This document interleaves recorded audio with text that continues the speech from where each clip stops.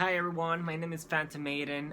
This is gonna be today's special episode of Fling to the Finish because I'm gonna be interviewing one of the developers of the game, Andre Angarian. It's been a long time since I've been editing this video and preparing it for you guys. I hope you enjoy the little interview. Without further ado, let's go down to business. I'm Andre Garian. I am one of the people who made Fling to the Finish. Me and a bunch of other guys from Philadelphia. So yeah, that was my position on the project. I also work with a guy called Ryan, and he also helps out with a lot of the design of the project. Both of us have a lot of conversations about just how the game should be played and Ryan is like the director, right? um yeah, kind of. I mean, like we both manage like the gameplay stuff. Like we both kind of have conversations about that. So we're the two like main designers on the projects. Question that you guys get asked, but what was the idea of Fling to the Finish? If you could like refresh us a little bit of Like how we came up with it. yeah. So we came up with the game in a class that we had a couple years ago while we were sophomores in college. Hmm. Um, and basically, the goal of the class was just to create a game with some unique mechanics within about a month. Um, so it was at the time only three of us that are on the current team were together, and we came up with a game where two players would be connected by a rope. And we didn't. That was like the very first thing. I think Ryan had watched like a few TV shows that like had used that idea before, so we just thought we would make a game with it, and we just thought like, do we want it to be like a fighting game or like a platforming game? Like if it's a platforming game, like what's the goal? And eventually we just came up with, okay, there's like two teams who are connected by a rope, and they have to race each other while going through an obstacle course. And that was definitely the approach that I really wanted to take because I really like platformers like Super Mario and like other 3D platformers. So I was definitely on board for that. So I guess I'd say there wasn't like any big like spark of inspiration for the project. Like a lot of game development just comes from kind of like taking a simple idea and just like playing with it and making different versions of it and seeing what's fun. Like 2 years ago when we made it, it looked a whole lot different than it did now. It was like very simple, very basic. We were just seeing like, okay, does this work? Is this fun? And once we had that little prototype, we thought, we'll make this into a full game. So, yeah, Amazing. that's pretty much it. You know what? You mentioned something about a fighting game in one of the explanations, and I was thinking right now if you guys can do like a little bit of a side quest after you finish a level, like you guys can brawl each other out, and then I mean, you guys decide by your own. I'm Yeah, just the interviewer. I think it's that I thought about it right away and just wanted to throw it in. I But guess that'd be fun. I mean, we definitely haven't strayed too far from like the core gameplay, but I've played games that have like those little like mini games between rounds, so that would definitely be like a fun little thing. Um, it would be a little hard because they're just like spheres, so I don't know exactly what they would be doing but you know against what I'm each other. saying? It's like the game with the clay with the silhouettes that are colored like and yeah, like these silhouette things that they bash each other and then try to knock the players out. Do you know what it's called? Funny enough, I don't. I'm gonna post it on the screen right now so the viewers can see. I'll explain to you later on after the Are you interview is over. thinking Gang Beasts? Yeah, That I game? think that one is. Oh yeah. They do. Those guys do have the advantages of having arms, but maybe we could make the players bounce each other out of a ring. I don't I know know. that's what I was thinking. I don't know. That's the Okay, kind of thing where it's like maybe you gotta talk to towards your the team first. Okay. yeah. Well, no, it's like um you know towards the end of development, if we had the time, like that would be a fun little thing to Uh, add. how do you plan the control scheme? So when we first made the game, we didn't intend on having each player be controlling both characters with the same controller. We were just doing that because it's easier to program when you don't have to control two characters with two separate controllers. That's just kind of clumsy. So we put all the controls in the same controller, but then we realized, oh, this is more interesting because if you're a single player, first of all, like that's the only way you can play. And if it's two players, then it's like sharing a controller is like a fun thing because like you have to like stand close to each other and like hold half the controller. So it's like it's a fun thing to do. So So um, basically, sharing the Joy-Con for the Nintendo Switch controllers, but it's like sharing the other half of the Xbox controller. yeah, pretty much. So I mean, definitely it is a lot easier to play with two separate controllers, but it's definitely something that's like a just a novel way to play and gets people talking. So yeah, That's amazing.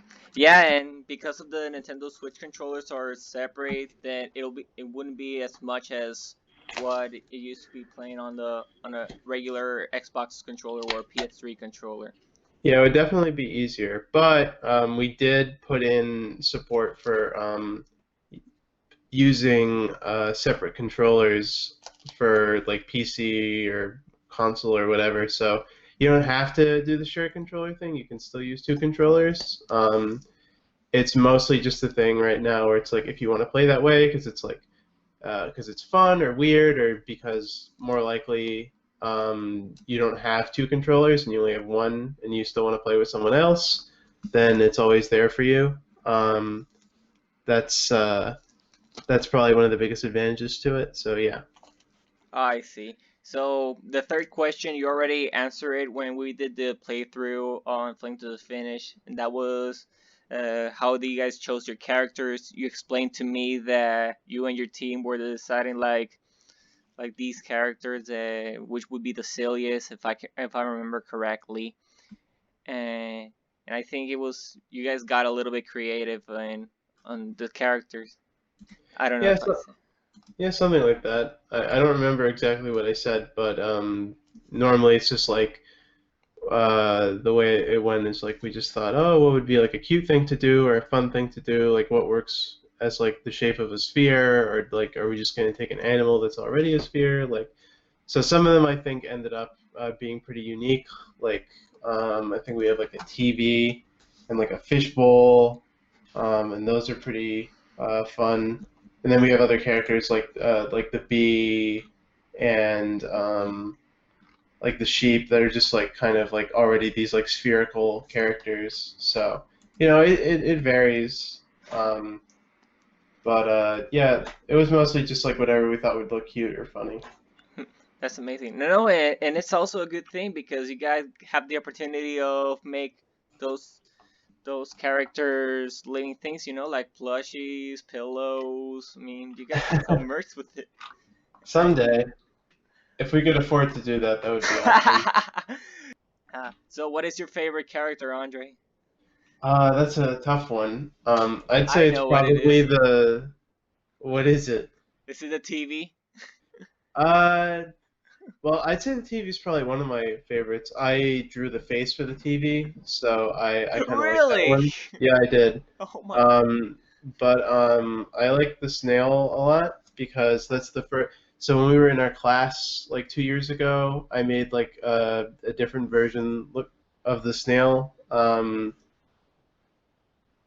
just like for like a little prototype game. So he was like the very first character we made. So I have like a little bit. Actually, no, I don't think it was the first one. I think like the sheep was the first one because the sheep's like so easy. It's just like a ball and like some other balls for feet, and you just call the center ball like his fur. But the snail was like one that like we animated, and like he's in the main menu and everything. Like he dances around, so we definitely have some attachment to that character. Um, so yeah, that's what I'll say for my favorite. This one is a little bit deeper. So, what makes your games unique to other indie games? Um, hmm. Wait, It's a tough one. Arnaldo, did we talk about the Chinese thing when we were recording last time? Yeah, Oh, okay. yeah, and you Uh, told me that later on it got removed. And funny enough, I was trying to look for that game. I was actually searching up for games that actually look like Fling to the Finish, and nothing pop up. You know, like it's something that just came and then just went, and it was forgotten. oh yeah. Do you mind taking that part out of the original video? Sure, Just just because there's something we found out about it recently, so I'd rather just not talk about it if that's okay with you. sure. About the whole the Chinese game. Yeah, is that okay? Sure, sure. Okay. I just want you guys to be confident. You know. Okay. Yeah. Uh, so we can jump on the last question. After the game is released, you continue making content Wait, for Fling. what was your last question? After the game is released in The one before this one. I feel like you asked me something. yes, what makes your games unique that from other indie games? Um, that is an interesting question. Um, I guess I'd say the the obvious thing I guess would just be the control scheme. It's like very unique. Yeah. It has like a different approach to like co-op, just because of the way that you control the characters.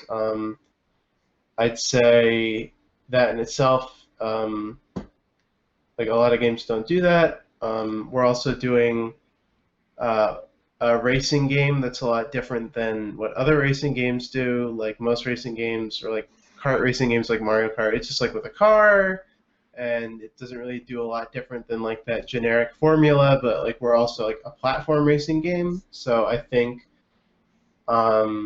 that makes us pretty unique because I don't think there's really a lot of platforming slash like racing games out there. Hmm. Um, so I feel like we're unique in that aspect.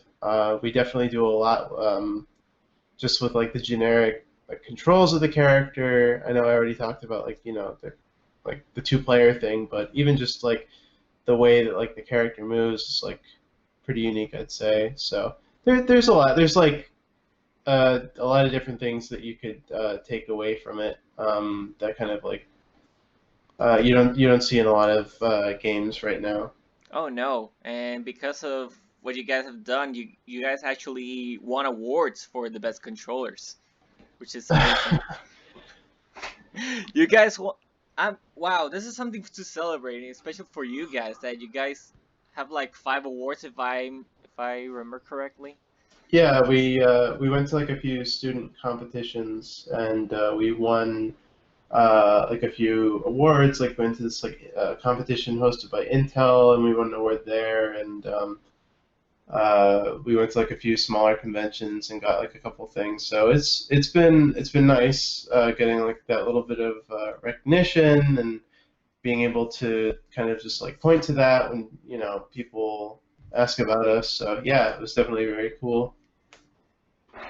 that's amazing. Anyway, this question I didn't actually write it down, but I wanted to throw it in anyways. You guys made like brand new stuff in the game. Like you guys had like this pit of sand with a worm sticking out of it, and you guys have like, I mean, is there like something more to talk about these new updates that you guys are doing in the stages? Oh yeah, I mean.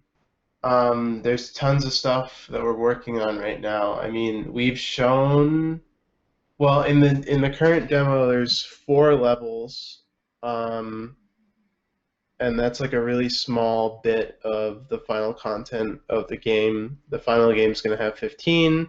Each of them are going to have like a pretty different theme. Um, so there's going to be like a lot more levels to go through and race through. We're adding like a lot of different modes for single player, so like um, just to like have it so that if you're like just a single person or just 2 people going through the game and you don't have anybody to race against, there's still like interesting things to do. So like there's going to be a campaign where you can just like go through the levels, and there's like a few additional things we're putting in for the single player people, and we're putting in like other modes like a time trial mode and a mode where you have to like just get a bunch of items in the stage and just things to like spice up the game to make it interesting upon multiple playthroughs and add to the replay value. So we're definitely excited about that. That's like the stuff that we've most recently changed, and just in general, we're always like updating the levels and the art and moving things forward like that. I think we're trying to tweet more about that because I don't think we uh, have been sharing a whole lot recently since like we posted the demo, but like we are always like working on stuff all the time. So and a lot of it's also just like getting like the online working well, and also starting to prepare for like Switch development. So that's also been a thing. So That's cool, dude. like I getting mean, it running on the console and stuff. Like that's something that we're working on. A lot of different stuff, you know, and it's we definitely made a lot of progress this summer, so I'm pretty happy about it. yeah, I think the most important thing is that you keep on spreading the word of the game, so viewers and gamers don't like fall behind, you know. Yeah, And and that's cool. I mean, what we're doing right now could help the game in your development. yeah, Okay. definitely. Anyway, I'm almost getting a little bit tired and dehydrated, so I want to ask you one final question. Okay. Okay. After the game's release, do you guys continue making content on the game? Like, is there gonna be any DLCs or anything extra after the game is released? That's a tough one just because right now we're very unsure about what that time is going to look like for us. A lot of it depends on like how well the game is doing after we release it and like how much of a community we can build. That'll show like how much more time we'll want to put into it. Um, I mean, if it were up to me, you know, I would just like make a bunch of levels just for fun and put them in. But unfortunately, like once you release a game, sometimes it's hard to update it unless you have like the time and money to keep working on it. Especially when you're working on console, because like you have to pass certification whenever you push something into like an online store or like an online platform. So that would definitely be complicated. But if it in terms of just like, is it something we want to do? Yeah, definitely. Like, it would be awesome to make the game the best it could be, and if we have like the time to add extra stuff, definitely. But we'll see. I can't say yes to that right now. It's okay.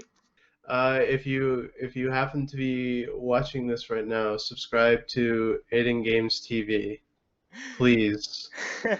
Pretty Don't please. forget to leave a like, comment, and share with your geeky friends. And as always, I'll see you guys on the next time. Bye!